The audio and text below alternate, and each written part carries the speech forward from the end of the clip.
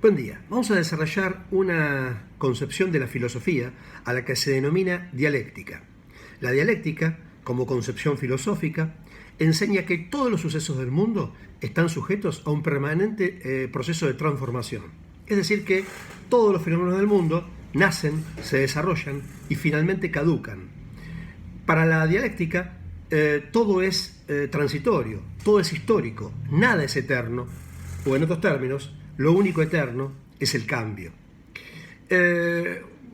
Un pensador presocrático, ¿sí?, llamado Heráclito, quien profesaba, ¿no es cierto?, este tipo de concepción. Y Heráclito, inmortalizó su postura filosófica con una metáfora según la cual nadie puede bañarse dos veces en el mismo río. ¿Cuál es la idea que trasunta esta metáfora de Heráclito? Que, cuando yo me vuelvo a zambullir, el río ya no es el mismo porque ha fluido. Y si me apuran, ni siquiera yo soy el mismo porque ha mediado un término entre, el primer baño y el segundo. Lo que implica que se han producido modificaciones en mi persona, aunque nadie se dé cuenta, ni siquiera yo me dé cuenta de esos cambios. La dialéctica, como concepción de la filosofía, reconoce una serie de leyes o de reglas. No hay acuerdo en los autores acerca de cuáles son ellas, pero bueno, la idea es en este video recordar algunas, al menos las que consideramos más importantes. La ley central de la dialéctica, como lo anticipaba al comienzo de esta charla, es la ley del proceso, la ley del cambio dialéctico, que enseña precisamente que todos los fenómenos del mundo están sujetos a un permanente proceso de transformación. Todo es finito, todo es transitorio, todo es histórico, lo único eterno es el cambio. Todos los fenómenos del mundo están sujetos a un permanente proceso de nacimiento, desarrollo y finalmente caducidad. La segunda ley que vamos a recordar es la ley de la interrelación de los procesos. ¿Qué enseña esta ley? Es muy importante para el estudio de nuestra materia, dado que esta regla nos dice que todos los fenómenos del mundo deben ser analizados, de manera interrelacionada. Es decir, hay que vincular, ¿sí?, las cosas. No puede hacerse un análisis aislado de ellas. Es importante conocer a los árboles aisladamente, por supuesto, pero no debemos perder de vista que cada uno de esos árboles forman parte de un conjunto que los excede y que se llama bosque. Es decir, que interactúan cada uno de esos árboles con los demás. Recuerdo, para dar un ejemplo gráfico de esta ley, de la interrelación de los procesos, recuerdo que en una clase presencial que transcurrió en la última banda horaria, es decir, de 8:15 de la noche a 10 menos cuarto, yo estaba analizando precisamente esta concepción de la filosofía y observé que muchos estudiantes estaban francamente agotados. Yo los veía cansados, ¿sí? Seguramente por, el trajín del día. Algunos trabajarían, algunos serían madres o padres de familia. Lo cierto es que yo veía un estado de agotamiento general. Y entonces se me ocurrió que era un excelente momento para graficar en qué consiste esta ley de la interrelación de los procesos. Entonces les dije que sacaran una hoja y que íbamos a hacer un examen sobre materialismo histórico y que, no se preocuparan porque seguramente esos conceptos los tenían bien claros y que no había manera de que se hubieran olvidado de ellos. Como yo esperaba que sucediera, se produjo todo un alboroto, se generó una alarma, un estado de alarma, ¿sí?, de inquietud, frente a esa propuesta mía del examen, y entonces inmediatamente les dije que todo era un chiste, era teatro, no era cierto, y que solamente yo les había dicho que íbamos a hacer un examen para ejemplificar precisamente la segunda ley de la dialéctica, a la que llamamos la ley de la interrelación de los procesos. ¿Qué había sucedido en ese interín? Bueno, precisamente, digamos, de 8:30, 9 de la noche, después de una larga jornada, muchos alumnos estaban cansados, estaban en un estado de somnolencia, tenían sus neuronas semiagotadas en sus cargas de azúcares, hasta que escucharon la palabra examen. Es decir, examen es sinónimo de peligro, de alerta. Eso hizo que las neuronas, se inició un proceso según el cual las neuronas se codearon unas con otras y le mandaron una orden a unas glándulas que están arriba de los riñones, se llaman suprarrenales, para que, produjeran una droga que se llama adrenalina, que lo que permite, que va directamente al cerebro y le da la orden al cuerpo, al corazón más precisamente, para que bombee aceleradamente sangre en todo el organismo. Para precisamente estar, digamos, en condiciones de afrontar ese peligro, esa alerta, ¿no es cierto?, que significaba el examen. Hasta que escucharon la palabra "esto es un chiste" o "esto es un teatro". Bueno, a partir de ahí se inició el proceso inverso. Las neuronas se codearon nuevamente y se dijeron unas a otras "esto es un chiste", con lo cual le mandaron la orden, una orden para dejar de segregar esa droga, ¿no es cierto? Y entonces lo que sucedió es que esos alumnos no estaban ni tan, semidormidos como yo los había advertido antes de que les diera la voz de examen, pero tampoco estaban, tan excitados como cuando creyeron, conscientemente de que ese examen se iba a realizar. Es decir, que se había logrado una situación intermedia y estaban en perfectas condiciones de terminar de escuchar la clase. Proceso que yo acabo de describir es precisamente una demostración de la interrelación de los procesos. Porque fíjense que en todo este recorrido intervino el cerebro, intervinieron las glándulas suprarrenales e intervino el corazón. Si uno en medicina estudia el corazón por separado, los riñones por el otro o el cerebro por el otro, eso es un estudio, normalmente una disciplina que se llama anatomía en medicina. Pero hay una instancia superior, ¿sí?, que es cómo vincular a todos esos órganos. Y eso lo estudia la fisiología, y no casualmente en cualquier facultad de medicina, la disciplina fisiología se estudia, al final de la carrera, una vez que uno ya ha estudiado los órganos por separado.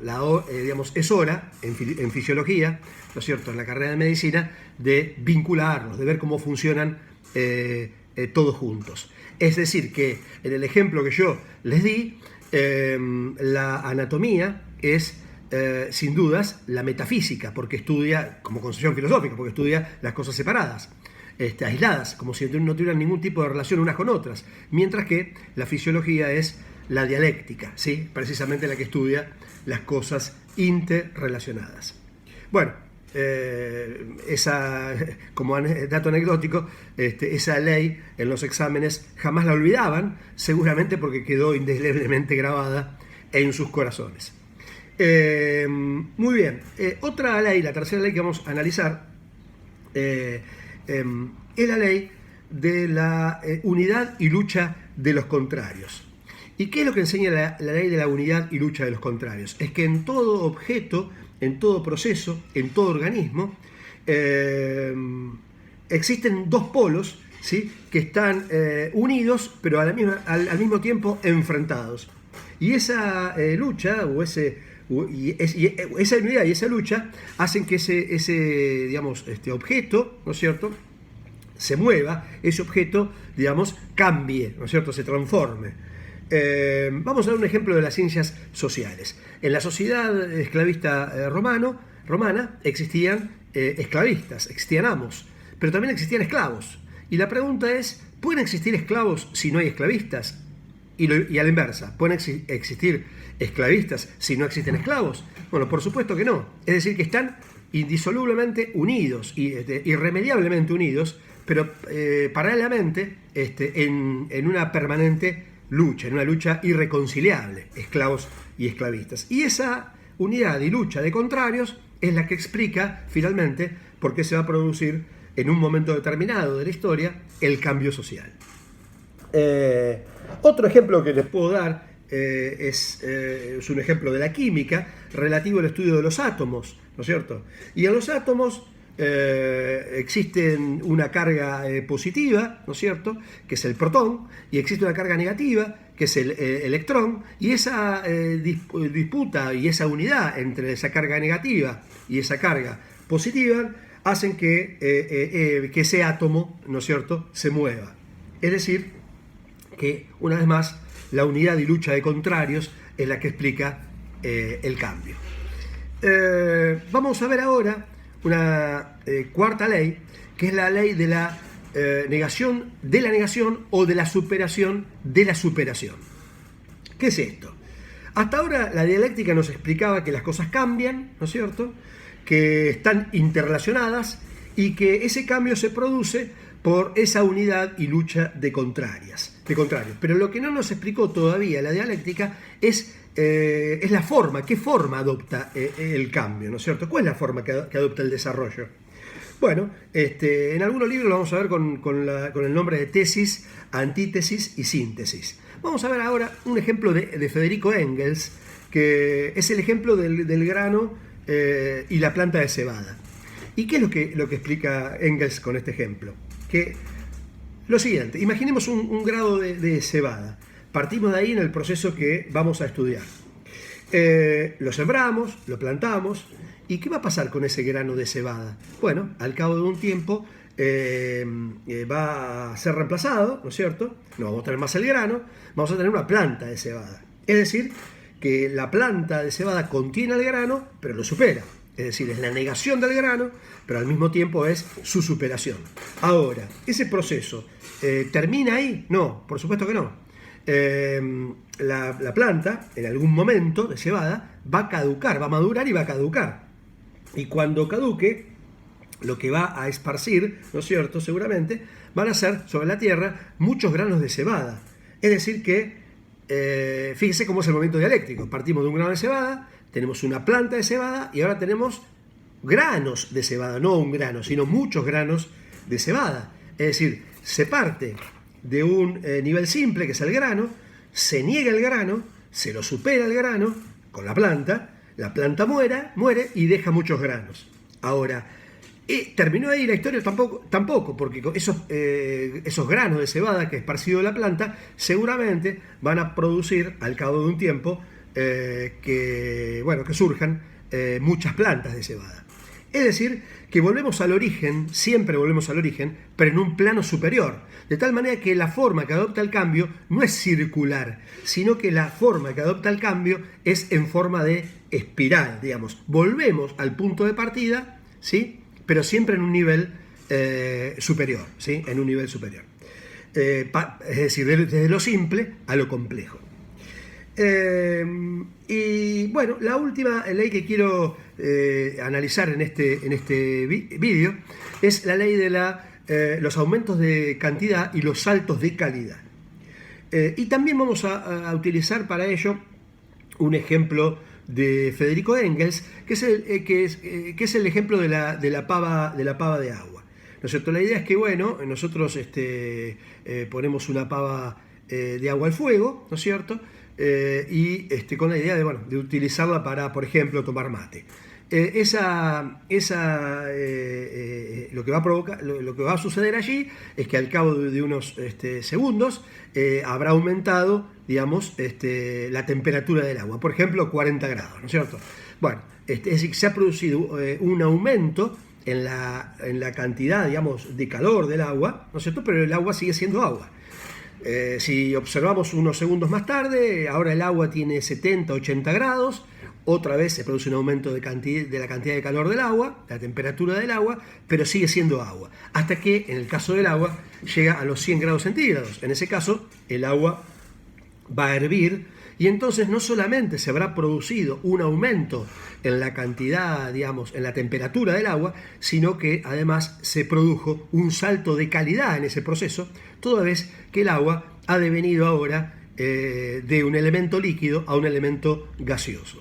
Otro ejemplo que vamos a utilizar es el de una elección, digamos, de diputados cualquiera.